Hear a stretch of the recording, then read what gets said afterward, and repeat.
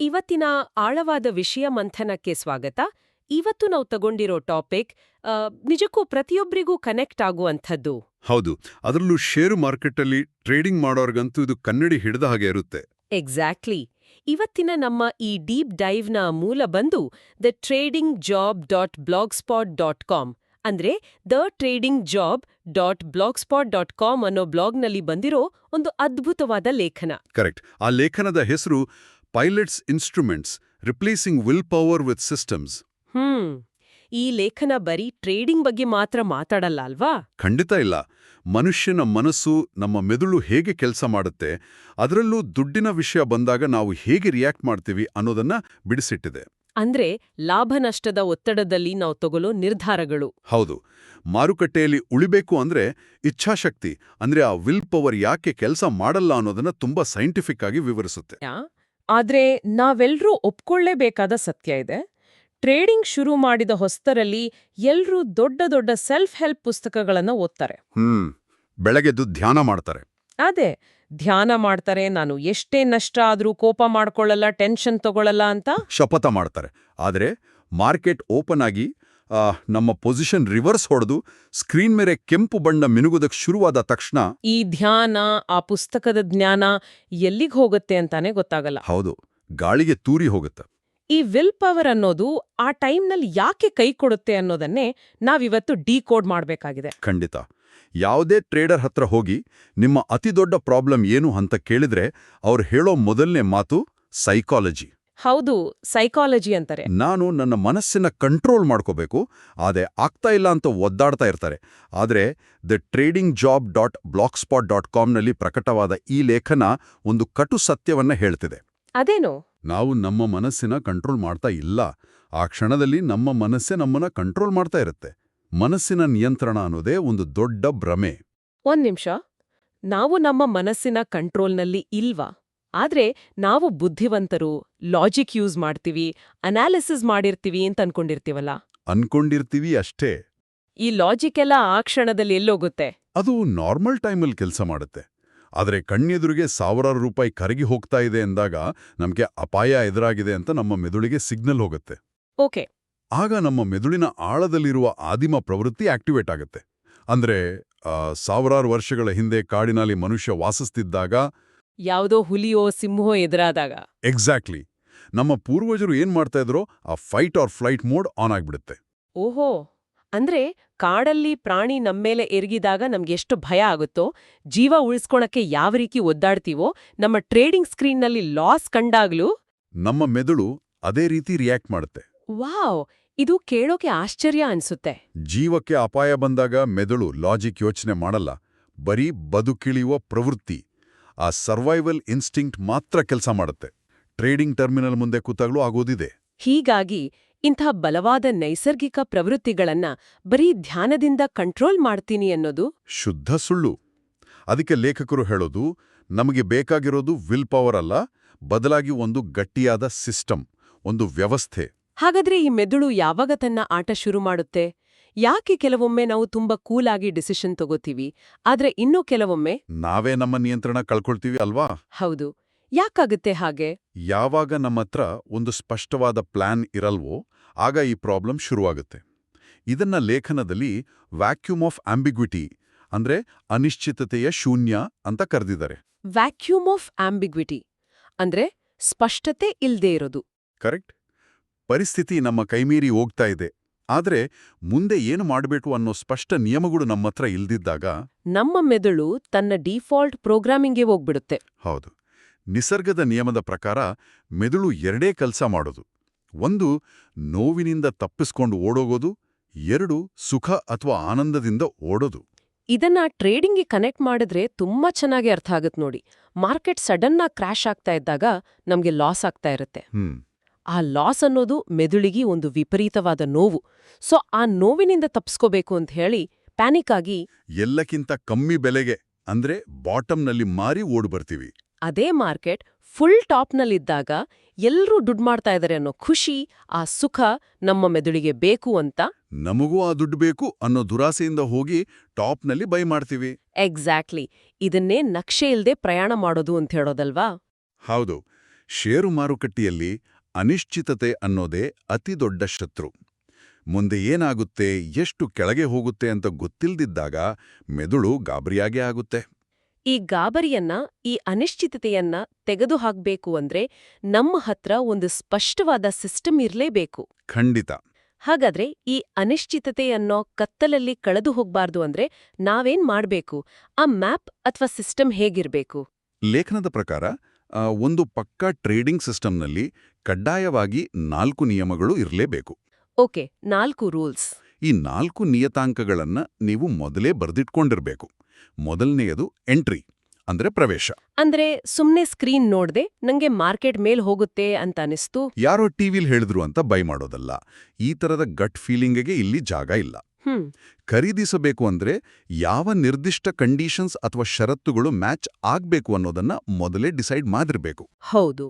ಈಗ ಉದಾಹರಣೆಗೆ ಬೆಲೆ ಇಂತಿಷ್ಟು, ಮೂವಿಂಗ್ ಆವರೇಜ್ಗಿಂತ ಮೇಲೆ ಬಂದ್ರೆ ಅಥವಾ ವಾಲ್ಯೂಮ್ ಎಷ್ಟಿದ್ರೆ ಮಾತ್ರ ನಾನು ಎಂಟ್ರಿ ತಗೋತೀನಿ ಅನ್ನೋದು ಒಂದು ಸ್ಪಷ್ಟವಾದ ರೂಲ್. ಇದು ಎಂಟ್ರಿ ಬಗ್ಗೆ ಆಯ್ತು.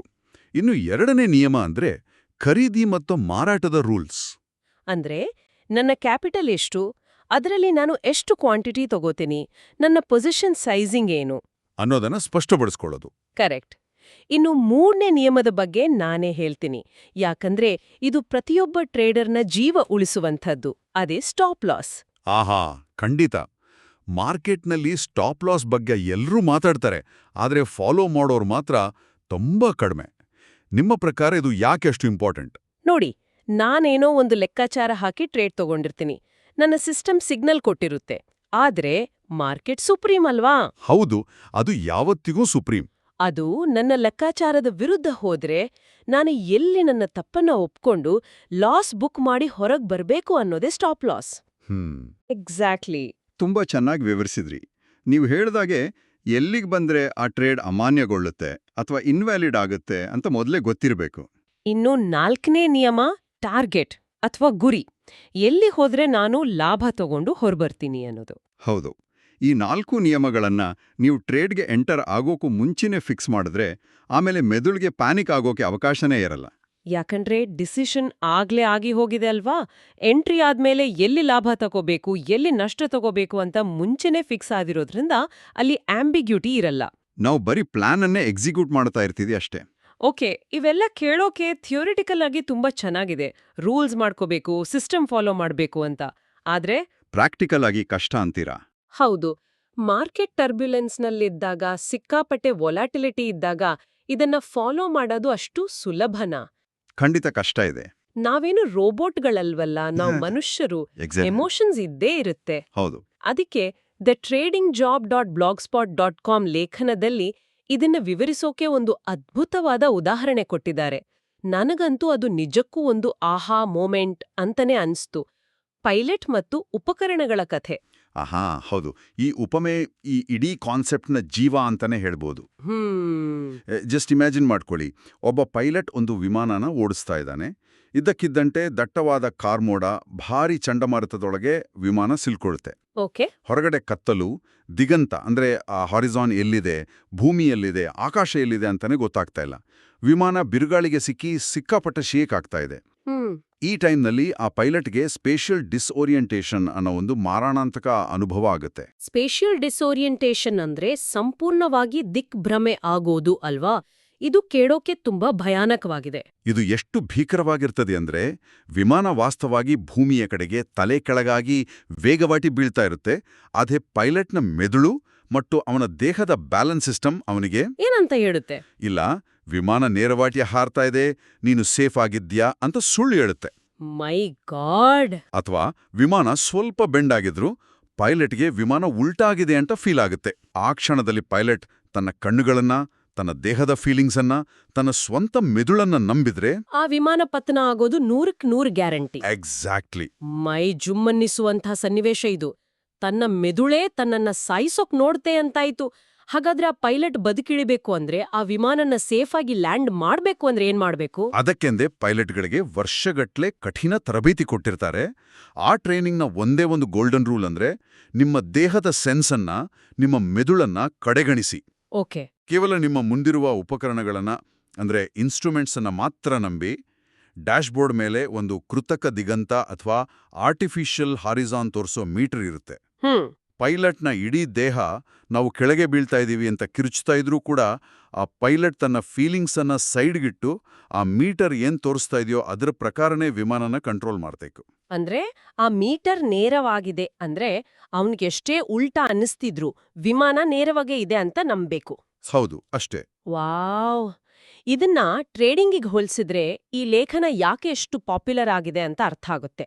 ಆ ಚಂಡಮಾರುತ, ಆ ಕತ್ತಲು, ಇದು ಷೇರು ಮಾರುಕಟ್ಟೆಯ ವೊಲಾಟಿಲಿಟಿ ಅಥವಾ ಚಂಚಲತೆ ಇದ್ದ ಹಾಗೆ. ಕರೆಕ್ಟ್. ಮಾರ್ಕೆಟ್ನಲ್ಲಿ ಬಿರುಗಾಳಿ ಎದ್ದಾಗ, ನಮ್ಮ ಚಾರ್ಟ್ನಲ್ಲಿ ಕ್ಯಾಂಡಲ್ಗಳು ಹುಚ್ಚಾಪಟ್ಟೆ ಮೇಲೆ ಕೆಳಗೆ ಜಿಗಿಯುತ್ತಾ ಇದ್ದಾಗ ನಮ್ಮ ಇಂದ್ರಿಯಗಳು ಕೂಡ ನಮ್ಗೆ ಸುಳ್ಳು ಹೇಳ್ತಾವಲ್ವಾ? ಖಂಡಿತ ಸುಳ್ಳು ಹೇಳ್ತವೆ. ಉದಾಹರಣೆಗೆ ನೀವೊಂದು ಟ್ರೇಡ್ ತಗೊಂಡಿದ್ದೀರಾ, ಅದು ನಿಮ್ಮ ಲೆಕ್ಕಾಚಾರದ ವಿರುದ್ಧ ಹೋಗಿ ದೊಡ್ಡ ಲಾಸ್ ತೋರಿಸ್ತಾ ಇದೆ. ನಿಮ್ಮ ಸ್ಟಾಪ್ ಲಾಸ್ ಹಿಟ್ ಆಗಕ್ ಬಂದಿದೆ. ಆಗ ನಿಮ್ಮ ಮೆದುಳು ಹೇಳುತ್ತೆ, ವೆಯ್ಟ್ ಮಾಡೋ, ಎಕ್ಸಿಟ್ ಆಗ್ಬೇಡ, ಇಲ್ಲಿಂದ ಮಾರ್ಕೆಟ್ ರಿವರ್ಸ್ ಆಗಿ ಲಾಭ ಬರ್ಬೋದು. ಅಥವಾ ಇನ್ನೊಂದು ಸ್ವಲ್ಪ ಹೊತ್ತು ಹಿಡಿದಿಟ್ಕೊಂಡ್ರೆ ಅಟ್ಲೀಸ್ಟ್ ಹಾಕಿದ ದುಡ್ಡಾದ್ರೂ ವಾಪಸ್ ಬರ್ಬೋದು ಅಂತ.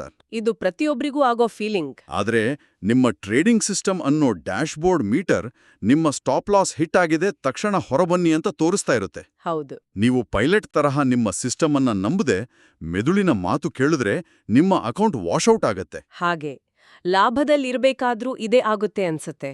ನಮ್ಗೇನೋ ಒಂದು ಟಾರ್ಗೆಟ್ ಇರುತ್ತೆ, ಆದ್ರೆ ಸ್ವಲ್ಪ ಲಾಭ ಕಾಣಿಸ್ತಿದ್ದ ಹಾಗೆ ಅಯ್ಯೋ ಬಂದಿರೋ ಈ ಲಾಭನೂ ಎಲ್ಲಿ ವಾಪಸ್ ಹೊರಟೋಗುತ್ತೋ ಅನ್ನೋ ಭಯ ಶುರುವಾಗುತ್ತೆ.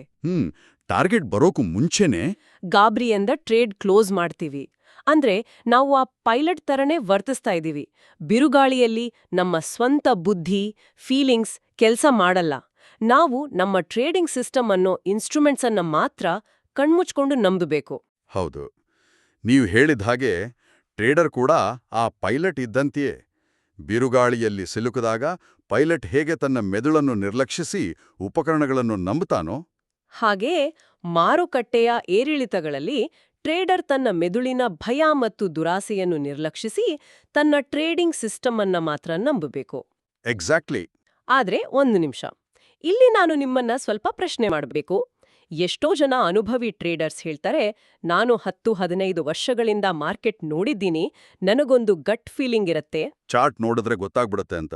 ಹೌದು, ನನ್ನ ಇಂಟ್ಯೂಷನ್ ಮೇಲೆ ನಾನು ಟ್ರೇಡ್ ಮಾಡ್ತೀನಿ ಅಂತ. ಇಂತಹ ರಿಜಿಡ್ ಆದ ಸಿಸ್ಟಮ್ಗಿಂತ ಆ ಅನುಭವ, ಆ ಗಟ್ ಫೀಲಿಂಗ್ ಮುಖ್ಯ ಅಲ್ವಾ? ನೀವು ಕೇಳಿದ ಪ್ರಶ್ನೆ ತುಂಬಾ ವ್ಯಾಲಿಡ್ ಆಗಿದೆ. ಅನುಭವ ಖಂಡಿತ ಮುಖ್ಯ, ಅದು ಮಾರುಕಟ್ಟೆಯನ್ನು ಅರ್ಥ ಮಾಡ್ಕೊಳ್ಳೋಕೆ ಸಹಾಯ ಮಾಡುತ್ತೆ. ಆದರೆ TheTradingJob.blogspot.com ಲೇಖನದಲ್ಲಿ ಒಂದು ವಾಸ್ತವಿಕ ದೃಷ್ಟಿಕೋನವನ್ನ ಮುಂದಿಡ್ತಾರೆ. ಓಕೆ.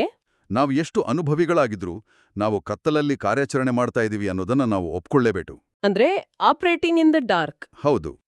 ನಿಮ್ಮ ಸ್ಕ್ರೀನ್ ಹಿಂದೆ ಯಾರು ಕೂತು ಟ್ರೇಡ್ ಮಾಡ್ತಾ ಇದ್ದಾರೆ ಅಂತ ಯಾರಿಗಾದ್ರೂ ಗೊತ್ತಾ? ಯಾವುದೋ ದೊಡ್ಡ ವಿದೇಶಿ ಸಂಸ್ಥೆ ಸಾವಿರಾರು ಕೋಟಿ ರೂಪಾಯಿ ಷೇರುಗಳನ್ನ ಗುಪ್ತವಾಗಿ ಮಾರುಕಟ್ಟೆಗೆ ಸುರಿತಾ ಇದೆಯಾ ಅಥವಾ ಖರೀದಿಸ್ತಾ ಇದೆಯಾ? ಇದು ಯಾರಿಗೂ ಗೊತ್ತಿರಲ್ಲ.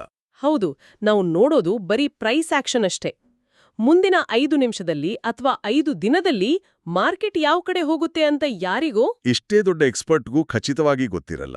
We are literally flying in the dark. Exactly. ಎಲ್ಲವೂ ಅನಿಶ್ಚಿತ. ನಾವು ಮಾರುಕಟ್ಟೆಯನ್ನಾಗಲಿ, ಬೇರೆ ಟ್ರೇಡರ್ಸ್ ಯೋಚನೆ ಮಾಡೋದನ್ನಾಗಲಿ ಅಥವಾ ಆರ್ಥಿಕ ಸುದ್ದಿಗಳನ್ನಾಗಲಿ ಕಂಟ್ರೋಲ್ ಮಾಡೋಕೆ ಸಾಧ್ಯನೇ ಇಲ್ಲ. ಹೀಗಿರುವಾಗ ಎಷ್ಟೇ ಅನುಭವ ಇದ್ರೂ ನಮ್ಮ ಗಟ್ ಫೀಲಿಂಗ್ ಕೂಡ ಫೇಲ್ ಆಗುವ ಸಾಧ್ಯತೆಗಳೇ ಹೆಚ್ಚು. ಯಾಕಂದ್ರೆ ಮಾರ್ಕೆಟ್ ನಮ್ಮ ಫೀಲಿಂಗ್ಸ್ಗೆ ಬೆಲೆ ಕೊಡಲ್ಲ. ಕರೆಕ್ಟ್. ಹೀಗಾಗಿ ನಮ್ಮ ನಿಯಂತ್ರಣದಲ್ಲಿರುವ ಏಕೈಕ ಅಂಶ ಅಂದ್ರೆ ನಮ್ಮ ಎಕ್ಸಿಕ್ಯೂಷನ್. ಅಂದ್ರೆ ನಮ್ಮ ಸಿಸ್ಟಮ್ ಕೊಟ್ಟಿರುವ ಸಿಗ್ನಲ್ ಅನ್ನ ನಾವು ಎಷ್ಟು ಶಿಸ್ತಿನಿಂದ, ಯಾವ ಇಮೋಷನ್ ಇಲ್ಲದೆ ಪಾಲಿಸ್ತೀವಿ ಅನ್ನೋದು ಮಾತ್ರ ನಮ್ಮ ಕೈಲಿದೆ. ಅಂದ್ರೆ ಮಾರುಕಟ್ಟೆ ಅನ್ನೋ ಕಡಲಲ್ಲಿ ಅಲೆಗಳನ್ನ ನಾವು ಕಂಟ್ರೋಲ್ ಮಾಡೋಕ್ಕಾಗಲ್ಲ, ಅದು ತನ್ನಿಷ್ಟಕ್ಕೆ ತಾನ್ ಬರ್ತಾ ಇರುತ್ತೆ. ಆದ್ರೆ ನಮ್ಮ ಹಡಗನ ಸ್ಟೀರಿಂಗ್ ನಾವೇ ಕಂಟ್ರೋಲ್ ಮಾಡ್ಬೇಕು. ಆಹಾ, ಒಳ್ಳೆ ಹೋಲಿಕೆ. ಆ ಸ್ಟೀರಿಂಗ್ ಅನ್ನೋದೇ ನಮ್ಮ ಸಿಸ್ಟಮ್. ನಮ್ಮ ಕೈಲಿರೋದನ್ನ ಮಾತ್ರ ಮ್ಯಾನೇಜ್ ಮಾಡ್ಬೇಕು. ಅದೇ ಸರಿಯಾದ ದಾರಿ. ಮಾರುಕಟ್ಟೆಯ ದಿಕ್ಕನ್ನ ನಾವು ಬದಲಾಯಿಸಲಾರೆವೋ. ಕೇವಲ ಇಚ್ಛಾಶಕ್ತಿಯಿಂದ ಕತ್ತಲಿಯನ್ನ ಗೆಲ್ಲಲಾಗುವುದಿಲ್ಲ. ಅದಕ್ಕೆ ಸರಿಯಾದ ದಿಕ್ಸೂಚಿ ಅಂದ್ರೆ ಸಿಸ್ಟಮ್ ಬೇಕು. ಅದ್ಭುತವಾದ ಚರ್ಚೆ ಇದು. ನಾವು ಈ ವಿಷಯ ಮಂಥನದ ಕೊನೆಯ ಘಟ್ಟಕ್ಕೆ ಬಂದಿದ್ದೀವಿ. ಹೌದು. ಈ ಇಡೀ ಚರ್ಚೆಯ ಸಾರಾಂಶವನ್ನ ಕ್ರೋಢೀಕರಿಸೋದಾದ್ರೆ, ಬರೀ ಇಚ್ಛಾಶಕ್ತಿಯಿಂದ, ವಿಲ್ ಪವರ್ ಇಂದ ನಾನು ನನ್ನ ಇಮೋಷನ್ಸ್ ಕಂಟ್ರೋಲ್ ಮಾಡ್ತೀನಿ ಅಂತ ಹೊರಟ್ರೆ ಮಾರುಕಟ್ಟೆಯಲ್ಲಿ ಖಂಡಿತ ಮುಗ್ಗರಿಸ್ತೀವಿ. ಆ ವಿಫಲ ಪ್ರಯತ್ನವನ್ನ ಮೊದಲು ನಿಲ್ಲಿಸಬೇಕು. ಅದರ ಬದಲು ಕಟ್ಟುನಿಟ್ಟಿನ ನಿಯಮಗಳಿರುವ ಎಂಟ್ರಿ ಎಕ್ಸಿಟ್ ಸ್ಪಷ್ಟವಾಗಿರುವ ಒಂದು ಟ್ರೇಡಿಂಗ್ ವ್ಯವಸ್ಥೆಯನ್ನ ನಿರ್ಮಿಸ್ಕೊಳ್ಳಿ. ಮಾರ್ಕೆಟ್ನಲ್ಲಿ ಚಂಡಮಾರುತ ಶುರುವಾದಾಗ ಸ್ಕ್ರೀನ್ ಮೇಲೆ ಲಾಸ್ ಕಾಣಿಸ್ತಾ ಇದ್ದಾಗ ನಿಮ್ಮ ಮೆದುಳಿನ ಕೂಗಿಗೆ ಕಿವುಡರಾಗಿ. ಕೇವಲ ನಿಮ್ಮ ಸಿಸ್ಟಮ್ ಅನ್ನೋ ಉಪಕರಣಗಳನ್ನ, ಡ್ಯಾಶ್ಬೋರ್ಡ್ ಅನ್ನ ಮಾತ್ರ ನಂಬಿ ಕಾರ್ಯಾಚರಣೆ ಮಾಡಿ. ಹೌದು, ಈ ಸಂಪೂರ್ಣ ಲೇಖನದ ಮೂಲ ಸಂದೇಶ ತುಂಬಾ ಶಕ್ತಿಯುತವಾಗಿದೆ. ಲೇಖನದ ಕೊನೆಯಲ್ಲಿ ಹೇಳುವ ಆ ಒಂದು ಸಾಲು ಎಲ್ಲರೂ ನೆನ್ಪಿಟ್ಕೋಬೇಕು. ಯಾವುದದು? ನಿಮಗೆ ಬಲವಾದ ಮನಸ್ಸಿನ ಅಗತ್ಯವಿಲ್ಲ, ಬಲವಾದ ವ್ಯವಸ್ಥೆಯ ಅಗತ್ಯವಿದೆ. Wow, you don't need a stronger mind, you need a stronger system. Exactly. ನಿಮ್ಮ ಸಿಸ್ಟಮ್ ಗಟ್ಟಿಯಾಗಿದ್ರೆ ನಿಮ್ಮ ಮನಸ್ಸು ಎಷ್ಟೇ ದುರ್ಬಲವಾಗಿದ್ರೂ ಭಯಪಡ್ತಾ ಇದ್ರೂ ನೀವು ಆ ಟ್ರೇಡ್ನಲ್ಲಿ ಗೆಲ್ತೀರಾ. ಆದರೆ ನಿಮ್ಮ ಹತ್ರ ಒಂದು ಕ್ಲಿಯರ್ ಸಿಸ್ಟಮ್ ಇಲ್ಲ ಅಂದ್ರೆ ನೀವು ಎಷ್ಟೇ ಬಲಶಾಲಿ ಮನಸ್ಸಿನವರಾಗಿದ್ರೂ, ಎಷ್ಟೇ ಧ್ಯಾನ ಮಾಡಿದ್ರೂ ಆ ಅನಿಶ್ಚಿತತೆಯ ಶೂನ್ಯದಲ್ಲಿ ಕಳೆದು ಹೋಗುವುದು ಗ್ಯಾರಂಟಿ. ಖಂಡಿತ. ಈ ವಿಶ್ಲೇಷಣೆ ಟ್ರೇಡಿಂಗ್ ಬಗ್ಗೆ ನಮ್ಮ ಯೋಚನಾ ಲಹರಿಯನ್ನೇ ಸಂಪೂರ್ಣವಾಗಿ ಬದಲಾಯಿಸುವಂಥದೆ. ಬರೀ ಬುಕ್ ಓದೋದ್ರಿಂದ ಟ್ರೇಡರ್ ಆಗಲ್ಲ, ಸಿಸ್ಟಮ್ ಫಾಲೋ ಮಾಡೋದ್ರಿಂದ ಮಾತ್ರ ಆಗ್ತಾರೆ ಅನ್ನೋದು ಸ್ಪಷ್ಟವಾಯ್ತು. ಹೌದು. ಈಗ ಕಾರ್ಯಕ್ರಮವನ್ನ ಮುಕ್ತಾಯಗೊಳಿಸುವ ಮುನ್ನ ಇವತ್ತಿನ ಈ ಚರ್ಚೆಯ ಆಧಾರದ ಮೇಲೆ ನಾವೆಲ್ಲರೂ ಆಳವಾಗಿ ಯೋಚಿಸಲು ಒಂದು ಕುತೂಹಲಕಾರಿ ವಿಚಾರವನ್ನ ನಿಮ್ಮುಂದಿಡ್ತೀನಿ. ನಾವೀಗಾಗ್ಲೇ ನೋಡ್ತಾ ಇದೀವಿ, ವಾಲ್ ಸ್ಟ್ರೀಟ್ ಇರ್ಬೋದು ಅಥವಾ ನಮ್ಮ ದಲಾಲ್ ಸ್ಟ್ರೀಟ್ ಇರ್ಬೋದು, ದೊಡ್ಡ ದೊಡ್ಡ ಫಂಡ್ ಮ್ಯಾನೇಜರ್ಗಳು, ಕ್ವಾಂಟ್ ಫಂಡ್ಗಳು ಈಗ ಮನುಷ್ಯರನ್ನ ಬಿಟ್ಟು ಆಲ್ಗೋ ಟ್ರೇಡಿಂಗ್ ಅಂದ್ರೆ ಕಂಪ್ಯೂಟರ್ ಪ್ರೋಗ್ರಾಂಗಳ ಮೂಲಕ ಟ್ರೇಡ್ ಮಾಡ್ತಾ ಇದಾರಲ್ವಾ? ಹೌದು. ಒಂದು ಕ್ಷಣ ಯೋಚಿಸಿ ನೋಡಿ, ಮನುಷ್ಯನ ಭಾವನೆಗಳು, ಅವನ ಆದಿಮ ಪ್ರವೃತ್ತಿಗಳು ಮತ್ತು ಅವನದೇ ಮೆದುಳು ಟ್ರೇಡಿಂಗ್ನಲ್ಲಿ ಇಷ್ಟು ದೊಡ್ಡ ಶತ್ರುವಾಗಿ ಕೆಲಸ ಮಾಡೋದಾದ್ರೆ, ರಿಟೇಲ್ ಟ್ರೇಡರ್ಸ್ ಅಂದ್ರೆ ನಮ್ಮಂತ ಸಾಮಾನ್ಯ ಮನುಷ್ಯರು ಈ ಮಾರುಕಟ್ಟೆಯಲ್ಲಿ ಲಾಂಗ್ ಟರ್ಮ್ ಉಳಿಯೋಕೆ ಸಾಧ್ಯನಾ? ಇದು ನಿಜಕ್ಕೂ ಆಲೋಚಿಸಬೇಕಾದ ಪ್ರಶ್ನೆ. ಯಾಕಂದ್ರೆ ಯಂತ್ರಗಳಿಗೆ ಈ ಫೈಟ್ ಆಫ್ ಫ್ಲೈಟ್ ಮೋಡ್ ಇರಲ್ಲ, ಗಾಬರಿ ಬೀಳುವ ಮೆದುಳೇ ಇರಲ್ಲ. ಹೌದು, ದುಡ್ಡು ಕಳೆದುಕೊಂಡ್ವಿ ಅನ್ನೋ ನೋವು ಇರಲ್ಲ, ದುಡ್ಡು ಬಂತು ಅನ್ನೋ ದುರಾಸೆಯೂ ಇರಲ್ಲ. ಅವು ಬರೀ ತಮಗೆ ನೀಡಲಾದ ಸಿಸ್ಟಮ್ ಮತ್ತು ರೂಲ್ಸ್ ಅನ್ನ ಮಾತ್ರ ಚಾಚು ತಪ್ಪದೆ ಪಾಲಿಸ್ತವೆ. ಮನುಷ್ಯನ ಸಹಜ ಪ್ರವೃತ್ತಿಯೇ, ಅವನ ಬಯಾಲಜಿಯೇ ಅವನಿಗೆ ಅಡ್ಡಿಯಾದಾಗ ಮಾರುಕಟ್ಟೆಯು ಮುಂದೊಂದು ದಿನ ಕೇವಲ ಭಾವನೆಗಳೇ ಇಲ್ಲದ ಯಂತ್ರಗಳ ಸಾಮ್ರಾಜ್ಯವಾಗಬಹುದಾ? ಈ ಕಾಂಪಿಟಿಷನ್ನಲ್ಲಿ ಮನುಷ್ಯ ಗೆಲ್ಲೋಕೆ ಸಾಧ್ಯನಾ? ಇದು ನಿಜಕ್ಕೂ ನಮ್ಮನ್ನು ನಿದ್ದೆಗೆಡಿಸುವಂಥ ಪ್ರಶ್ನೆ. ಈ ಬಗ್ಗೆ ಆಲೋಚಿಸಿರಿ. ಈ ಆಳವಾದ ವಿಷಯ ಮಂಥನದಲ್ಲಿ ನಮ್ಮೊಂದಿಗೆ ಭಾಗಿಯಾಗಿದ್ದಕ್ಕಾಗಿ ಧನ್ಯವಾದಗಳು. ಮತ್ತೊಂದು ಕುತೂಹಲಕಾರಿ ಜ್ಞಾನವರ್ಧಕ ವಿಷಯದೊಂದಿಗೆ ಮುಂದಿನ ಡೀಪ್ ಡೈವ್ನಲ್ಲಿ ಸಿಗೋಣ. ನಮಸ್ಕಾರ.